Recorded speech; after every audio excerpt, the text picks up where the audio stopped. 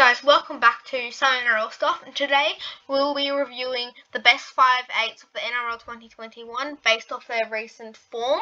So there's 5 categories and 16 different teams and 16 different players. So let's get straight into the video. So we have the elite category, the quality category, the do the job category, and the not that great category, and the unproven category. So 5 categories there to put our 16 players in. So our next player is our first player is Adam Doueihi, I should say. Look, he's probably one of the Tigers' best this year. Look, he steers the team around pretty well. Definitely the dominant half in their team if you look at the stats. Doueihi averages 15 tackles per game, 300 kick meters per game. Has that service, has really good running game. That's what he's sort of prone for, to score tries, tackle breaks, line breaks. So, bit of a hard decision to put him in quality. He'll do the job, but I think it's fair to put him in the do the job category. Although he's one of the Tigers' best, he's not one of the NRL's best 5/8. I think he's definitely the top of the tree in the do the job category, but I think just doesn't quite get to the notch of the quality section. Our next player is Anthony Milford. So he's obviously only played a handful of games this year. His most recent last week. He's another player that hasn't. He's obviously going to the Souths next year, but he hasn't performed this year at all. He hasn't had no dominant performances. All his performances have been pretty poor, like poor kicking game, poor tackling game. He has lots of errors. He has 10 errors this year in only 7-5 games or something crazy. His missed tackle count is quite high, so I think it's fair to put in not that great category. Honestly, he's had potential, but just hasn't lived up to it. I just don't think he's a quality player. Our next player is Ashley Taylor. So he's obviously on huge money. Probably not on deserving to that huge money, but I think coming into the late part of the season, he's actually really steering the Gold Coast ship around. He's found some form. He's actually scored a couple of tries the last couple of weeks, try assists, averages 20 tackles for the season, gets a good 200 kick meters per game on average. So I think it's better to put him in the do the job category, actually. Overall this year, I wouldn't put him in the not that great category. I'd probably put him in do the job category. Certainly Doueihi's better than him, but I think he's actually found a bit of form and a bit of touch, so I think he's well deserving to have Ash Taylor to be in the do the job category. Our next player is Cameron Munster. So obviously the 5/8 for the Storm, prodigy. Honestly, I think he's without no hands. He's the elite. He's an elite player. Plays for the Maroons, Kangaroos, probably the premiership winning side of the Storm. He's just such a versatile player. He's scored 9 tries this year already. Set up 13 of his own. Averages 150 kick meters. Averages 15 tackles per game. Just such an elite player. Has a great running game. Has really good combinations through the middle. Some of the big blockers and Jerome Hughes and the Fox. So I think he's definitely in the elite category. Our next player is Chanel Harris-Tavita. So he's the 5/8 for the Warriors. Like I said, he's a really good player. He's had battled a couple of injuries with a dodgy pec early in the year, but he's had actually a pretty good season. Other than that, I wouldn't put him definitely not in the quality, and certainly not in the elite. I think it's fair to put him in the do the job category. I'd probably put him above Ash Taylor just throughout the season, but I think he's a pretty handy player to have. He'd probably be in the number 6 jersey next year when SJ comes back for the Warriors.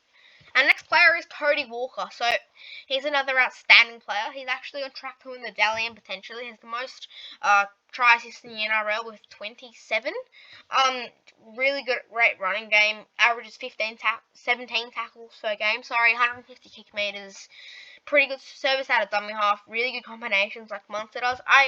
This might be controversial. I'm actually going to put him in the elite section of 5/8s, honestly. I think he's such a great player. When there's some of the big names, like he has such link with Adam Reynolds and Latrell Mitchell, and when they aren't there, because obviously he steps up into the big moments. He has such a good combination with Alex Johnson on that left side. There's something like 15 tries from that side or something crazy where Cody Walker's actually set it up. So I think it's definitely fair to put Cody Walker in the 2021 elite section of this year. He just had an outstanding year.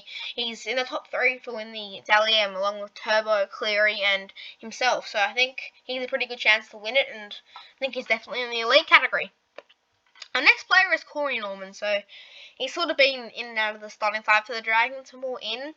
He hasn't had a really amazing season. Ben Hunt's sort of the dominant half, but obviously with his broken leg, he hasn't really been I think it's fair to put him in not that great category, honestly. Probably the top of the tree there, but not. It just hasn't performed well. Like, he has so many errors and missed tackles. His passes aren't always the best. His kicking game isn't amazing. He's on massive money, which he doesn't deserve, I don't think. Yeah, just season to forget for him, I think. He needs to work hard in the preseason to really get up to scratch. Our next play is Dylan Brown. So, he doesn't play for the Eels. I'm sort of hovering to put him between the quality and do the job section. I'm probably going to put him in the quality section just. I think with him, he's a really good running game. Has great combinations with the big men in the middle with Ring Tamagila, Junior Paulo, Nathan Brown, and has great links with the outside men, especially Walker Blake and Marcus Sebo. I think he's a quality player. I'm not below Cody Walker and Munster, but I think he's a quality player, really. I really think he is. I think he's a good kicking game, links well with everyone.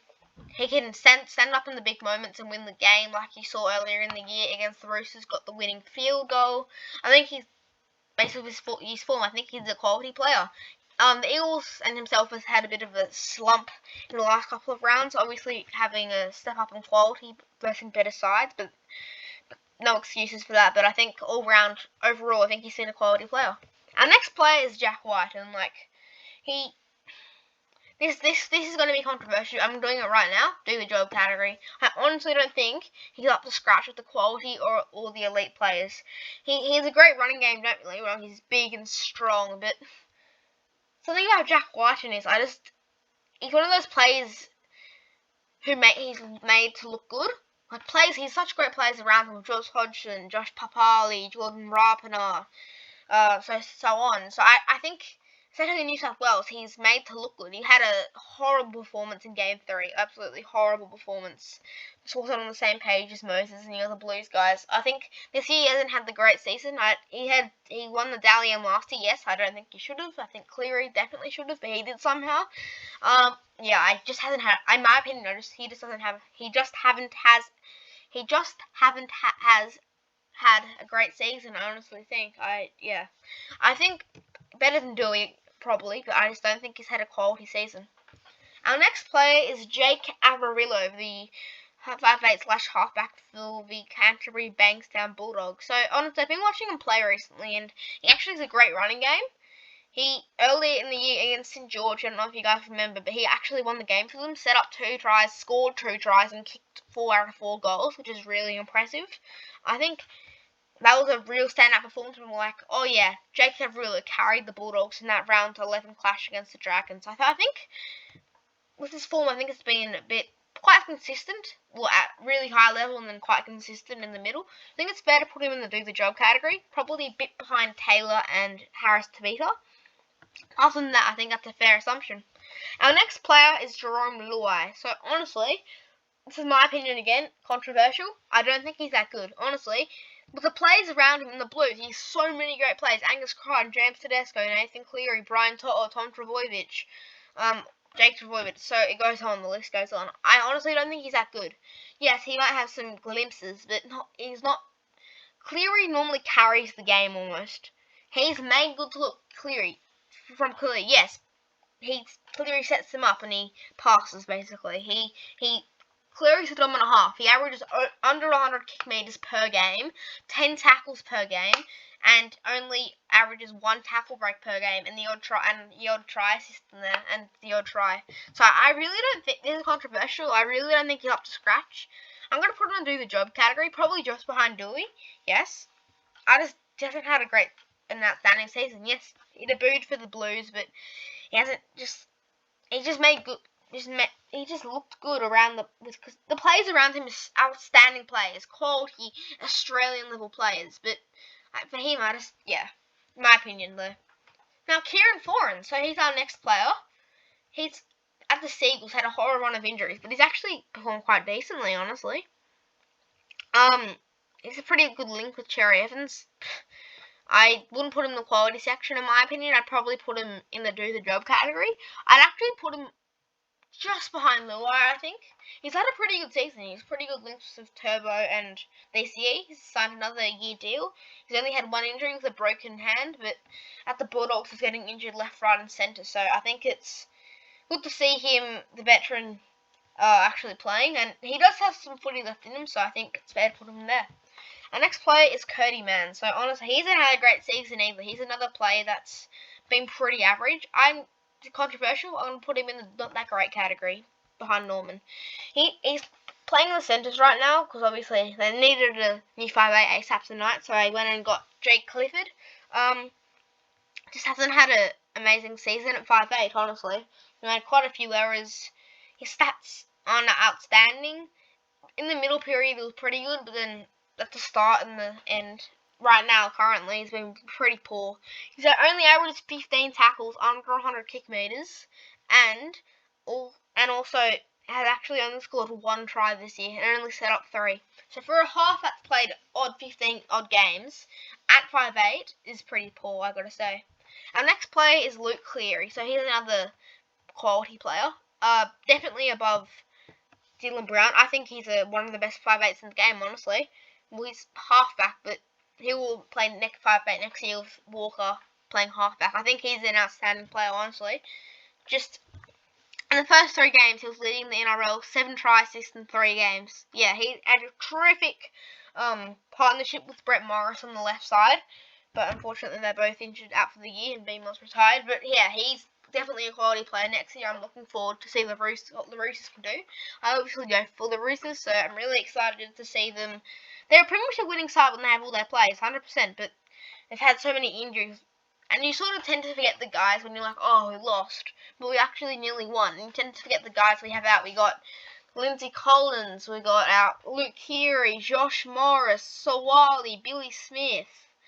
The list goes on, really. Angus Crichton through suspension, Victor Bradley through suspension. The list goes on, honestly. I don't want to get down that path, but yeah, the list goes on. The next player is Scott Drinkwater. So he's another player like Dilby. He's really versatile for the Cowboys. He's had a pretty decent season, I think. He's had a decent season. I'm probably going to put him in the do the job category. Like, he's probably one of the best players for North Queensland, just behind Kieran Foran. But he's had a pretty good season, to be honest. Decent kicking game, gets the odd try assist. Handy player to have, decent player to have. I wouldn't call him a quality player, but handy player to have, definitely. So our last player is Sean Johnson. So he's another player he's definitely a quality player. I'd probably put him above Dylan Brown, but I think, yeah, he's certainly another quality player, I think.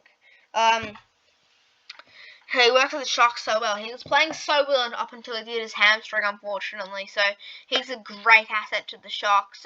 Averages 400 kick meters and had 721 kick meters earlier in the year, which is the most ever kick meters done this year, which is really impressive. So I think he deserves that spot. He had, before he got injured, he had 2 try assists before he left the field in 24 minutes or something, which isn't very long. So that's bad.